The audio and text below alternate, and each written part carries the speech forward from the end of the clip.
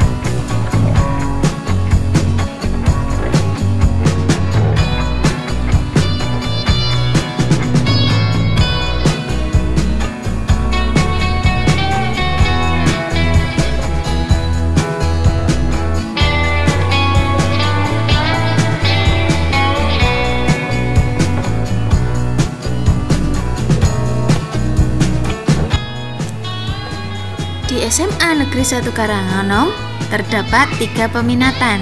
Yang pertama adalah MIPA, yang kedua IPS, dan yang ketiga adalah ilmu bahasa.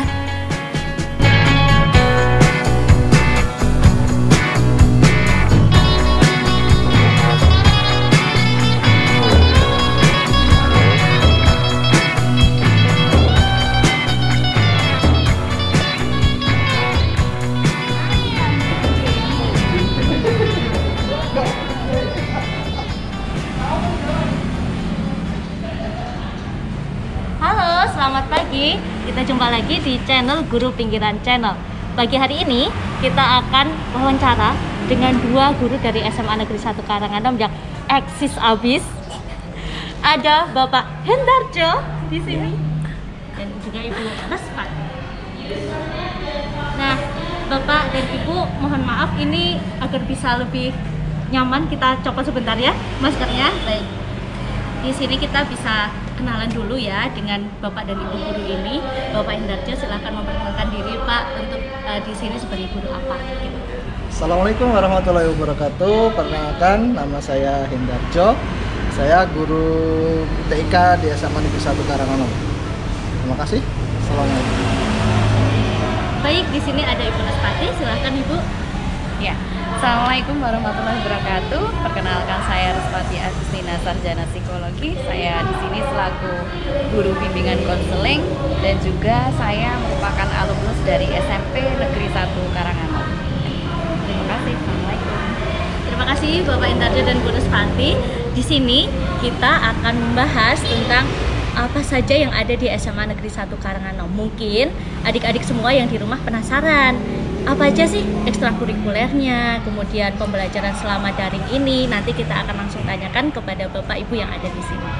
Yang pertama ingin saya tanyakan nih Bapak Ibu, selama pandemi ini pembelajaran yang berlangsung di sini itu seperti apa? Mungkin dari Bu Nespati atau Pak Jo? Silakan. Baca dulu ya. Assalamualaikum warahmatullahi wabarakatuh. Untuk kegiatan semasa pandemi ini kita menggunakan kegiatan dengan Google Classroom. Jadi setiap anak itu diberikan akunnya itu nanti bisa digunakan untuk proses pembelajaran ketika di masa pandemi ini.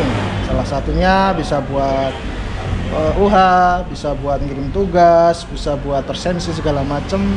Jadi anak-anak tidak ketinggalan walaupun kegiatan belajarnya tetap di rumah. Itu untuk salah satunya juga ketika anak ulangan atau ketika anak ulangan harian atau lagi pas waktu tes itu menggunakan Office 365. Jadi anak bisa menggunakan di situ, bisa tes dan bisa mengetahui hasilnya secara langsung.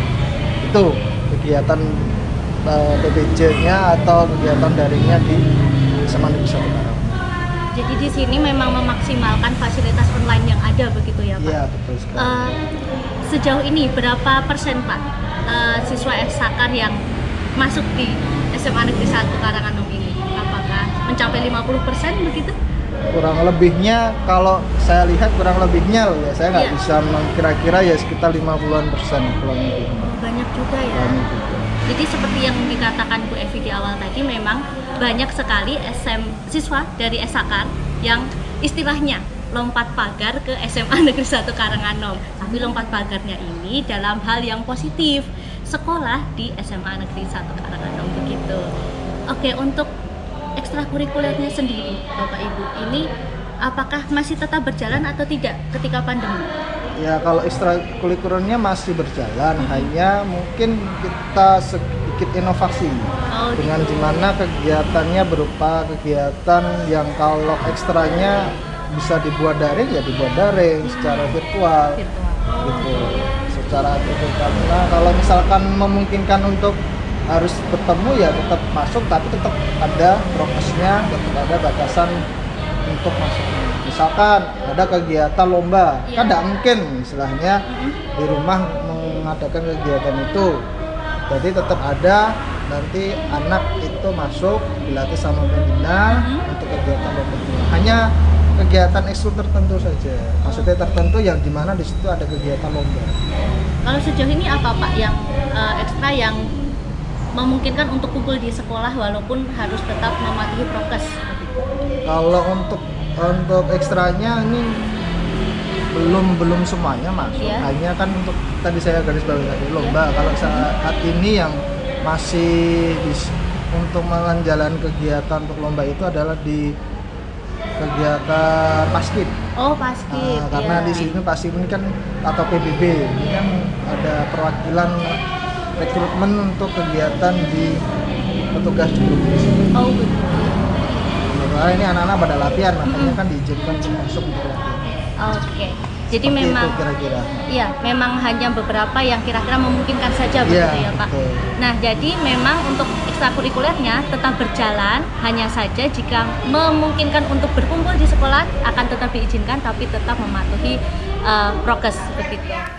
Nah, berikut kami sertakan ekstrakurikuler yang ada di SMA Negeri Karanganyar. Mari kita simak.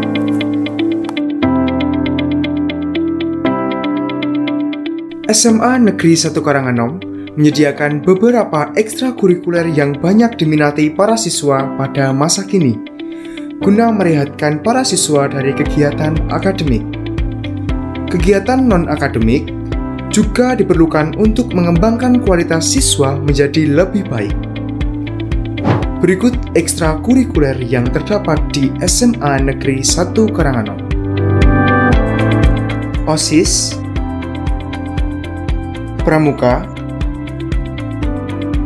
Syiar Keagamaan Islam, Pasukan Baris Berbaris, Basket, Pecinta Alam, Futsal, Voli, Taekwondo, Pencak Silat, Dance, Teater Sangkar, Band, Semansakar Green Care, Karya Ilmiah Remaja, English Club, Paduan Suara, PMR, dan Fotografi.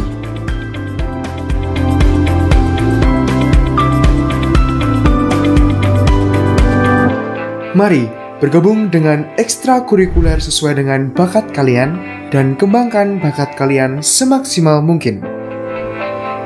SMA Negeri 1 Karanganom, cerdas, jujur, dan berkarakter. Oke, tadi kita sudah membahas dari segi ekstrakurikuler. Sekarang kita akan membahas bersama tentang fasilitas yang ada di sekolah. Saat ini saya ingin bertanya ke Bu Respati dulu. Bu, fasilitas apa di SMA ini yang mendukung untuk pembelajaran jarak jauh siswa saat pandemi ini? Fasilitas? Iya. Apa ya? Kuota gratis dari Pemerintah, ya. Kemarin juga sempat kuota gratis dari sekolah ya. juga. Sempat awal-awal itu ya, awal-awal pandemi itu kan juga kuota gratis dari sekolahan itu ada. Kalau yang sekarang kan ada kuota gratis dari sekolah, dari pemerintah ya. Jadi kita mendata nomor-nomor siswa, nomor untuk pengisian kuotanya, kemudian kita dapodik ya waktu itu. Kita jadikan satu data untuk dapodik, nanti dapodik untuk penginputannya adalah oleh dapodik. Tapi ada juga yang siswa yang merasa belum menerima, nah itu kita nggak tahu, itu kan dari pusat. Jadi kan kita tugasnya kan sampai penginputan ya, untuk ke siswanya kan itu nanti dari pusat sendiri, seperti itu. Apakah itu bisa digunakan secara maksimal Bu oleh siswa-siswa di sini? Kalau untuk pembelajaran, hanya pembelajaran Iya, ya, Google Classroom itu bisa. Cuman kan memang dari kuota pemerintah kan dibatasi hanya aplikasi-aplikasi edu ya. Tertentu begitu ya. Kan jadi kan nggak semua aplikasi bisa dibuka lewat kuota tersebut. Jadi makanya kan siswa kadang mengeluhkan harus beli kuota lagi karena mereka pastinya kan untuk game, untuk mungkin Instagram dan sebagainya, mungkin kan ada aplikasi-aplikasi yang tidak tersupport dari kuota pemerintah. Ada tidak Bu kendala sejauh ini yang dialami siswa dan dilaporkan ke sekolah begitu? Kendala dalam hal apa? Dalam hal pembelajaran jarak jauh ini? Kalau pembelajaran jarak jauh mungkin lebih bersifatnya individu ya. Jadi kan kalau pembelajaran jarak jauh kita nggak bisa langsung lihat siswanya aktif atau tidak kan, kan? Nah, dari mapel-mapel itu kan mungkin melaporkan siswa tidak mengikuti pembelajaran, seperti itu. Jadi kita tahunya dari situ sih. Mungkin tidak mengumpulkan tugas gitu. Nah, dari masalah tersebut Bu Respati kan dari BK ya Bu. Peran BK sendiri apa Bu dalam pembelajaran daring ini? Kalau peran BK sendiri kan yang pasti kan kita juga ada grup kelas untuk absensi ya. Jadi siswa harus presensi di awal itu sebelum mereka pembelajaran online, pembelajaran itu dia harus klik presensi, ya, presensi hadir ataupun mungkin izin kan kita juga bisa, tapi tetap harus presensi di situ. Agar diketahui oleh guru-guru yang ada. Nah, dan presensi itu pun juga disetting jam terlambatnya ya. Jadi kan ada 7.45 kalau nggak salah ya. 7.45. Nah itu kalau lebih dari itu kan nanti sudah muncul siswa terlambat. Nah dari situ kan kita selaku guru BK itu biasanya kita mendata siswa-siswa yang terlambat. Kenapa terlambat? Kemudian kemudian ada juga yang tidak absensi. Itu kenapa tidak absen? Kayak gitu kan kita data gitu. Dan kalau misalnya sudah terlambat 3 kali atau bahkan alfa, itu kita adakan pemanggilan ke sekolahan. Siswa saja atau dengan dan orang tua? Ya, jadi biar orang tua juga tahu. Terus kita juga ketika menghadirkan siswa dan orang tua ke sekolahan, kita juga menghimpun data dari guru mapel. Siswa ini bagaimana? Masih ada tunggakan tugas atau tidak? Perlu dipertemukan dengan guru mapel atau tidak? Seperti itu. Jadi tidak serta-merta hanya kita panggil. Jadi kita gali juga permasalahan-permasalahan, mungkin di mapel dia kurang apa dan seperti itu. Jadi Sekalian yang tidak menangani. langsung sepihak begitu ya Bu jadi ya. sekalian yang menangani kan tidak hanya masalah presensi kayak Iya. gitu. Kadang kan siswa itu menyepelekan presensi. Iya, kadang kan mereka nggak absen, telat Iya. absen. Itu kadang alasannya ya masih ketiduran, mungkin tidak ada notifikasi kayak gitu. Tapi kan kalau misalnya dia sudah tercek kan ada atau tidak ada notifikasi, sudah jam absen ya absen, sudah Otomatis jam PJJ ya begitu. PJJ, Oke. kerjakan tugas, tidak menumpuk tugas. Tapi kan tidak semua siswa seperti itu. Iya. Pasti ada seri ini kan Betul, gitu. betul. Iya. Oke, jadi memang semua pihak bekerja sama untuk menangani permasalahan-permasalahan yang ada selama PJJ Iya. begitu ya Bu ya.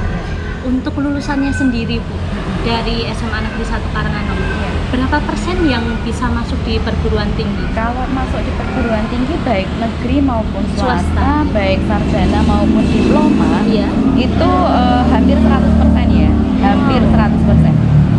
2 tahun terakhir inilah, 2 tahun terakhir ini yang kemarin itu yang gap year, yang 2 tahun lalu itu yang gap year sekitar 25 siswa. Terus yang tahun kemarin itu 50 siswa. Itu kan mungkin juga sudah terdampak pandemi ya. Iya, betul. Jadi kan pandemi kemarin kan sudah mulai yang tahun kemarin Iya, kan. di awal tahun. Iya, jadi kan lulusan yang kemarin itu kan Iya. sudah termasuk. Nah, itu ada 50 siswa yang gap year. Gitu. Kalau tahun ini kan kita belum bisa melihat ya, hanya baru yang SNMPTN dan Poltekkes itu kan sudah mulai pengumuman kayak gitu. Jadi ya kurang lebih pokoknya 100% kuliah gitu. Jadi yang sekitar 50 itu ada yang gap year. Jadi karena mereka belum ada yang serk di jurusan gitu. Jadi kan belum masuk di jurusan yang diinginkan, kemudian belum sesuai universitasnya. Pengennya saya di negeri Bu, saya tidak mau ambil di swasta. Kenapa tidak ambil di swasta? Mungkin karena masalah ekonomi gitu. Jadi saya memutuskan untuk tahun depan. Ada juga yang alasannya tahun kemarin itu karena dia harus menyelesaikan hafidz Qur'annya. Jadi kan tinggal berapa juz gitu. Ya saya dukung, silahkan diselesaikan dulu. Baru tahun ini kemarin menghubungi saya untuk Bu, saya mau meneruskan kuliah, gimana langkahnya. Jadi pelayanan BK tidak terhenti pada tahun dia lulus ya. Iya. Ya, seperti saya sendiri, saya akan ikut grup siswa. Jadi ada grup WhatsApp untuk kita memfasilitasi siswa. Jadi di grup itu saya biasanya baru live ketika nanti ada siswa baru yang masuk lagi. Jadi kelas 12 itu kan saya mengampu misalnya 5 kelas, tapi di sekolah ini kan ada 11 kelas. Nah, 11 kelas itu saya punya grup semua. Jadi saya masuk di 11 grup itu di tahun ini. Tapi di tahun yang sudah lulus itu saya juga masuk di 11 grup kelas yang lalu. Untuk jadi, memantau. Ya, masih tetap memantau mereka kuliah di mana. Kemudian kalau misalnya masih ada info beasiswa yang masih masuk di sekolahan kan kalau sudah lulus kan masih ada biasanya PIP itu kan. Nah, kalau nggak punya grup kan kita mau menghubungi siswa gimana? Gitu. Itu kan paling cepat adalah tetap menyentuh siswa fisik. Gitu. Baik, terima kasih Bu Ruspati. Jadi itu tadi cukup jelas ya adik-adik semua bahwa untuk lulusan dari SMA Negeri 1 Karanganyar hampir 100% memang ada di perguruan tinggi baik negeri maupun swasta. Saya rasa cukup Bapak Ibu untuk wawancara hari ini. Terima kasih banyak atas waktu yang sudah diberikan dari Bapak Hendarjo dan juga Ibu Ruspati. Semoga nanti lulusan dari SMA Negeri 1 Karanganyar di tahun ini 100% kembali bisa di perguruan tinggi. Amin. Terima kasih semuanya. Wassalamualaikum warahmatullahi wabarakatuh.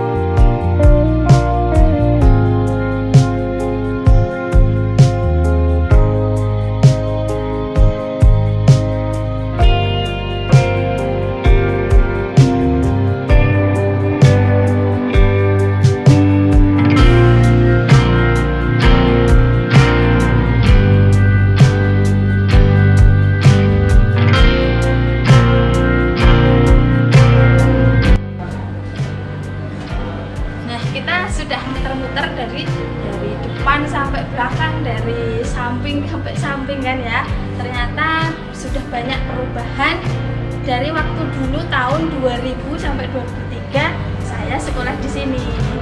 Bagaimana dengan Bu Dila? Sama, sudah banyak sekali perubahan. Sekarang tambah melebar ke belakang juga, ya. Semakin banyak ruang kelasnya juga, hebat. Fasilitasnya juga tambah oke ya. Betul, Dulu kita belum ada ruangan-ruangan yang di sana. Ya. Sekarang sudah ada ya. Betul. Ruang kelasnya juga tambah bersih, tambah bagus dan sangat asri sekali, nyaman ya. Ya dulu nggak ada apa itu gazebo, sekarang sudah ada gazebo-nya. Jadi kalian yang mau lompat pagar, ya, istilahnya lompat pagar, besok lulus SMP Negeri 1 Karanganom mau ke SMA, silahkan mendaftar untuk PPDB-nya. Nanti ada pengumumannya, ada di websitenya SMA Negeri 1 Karanganom.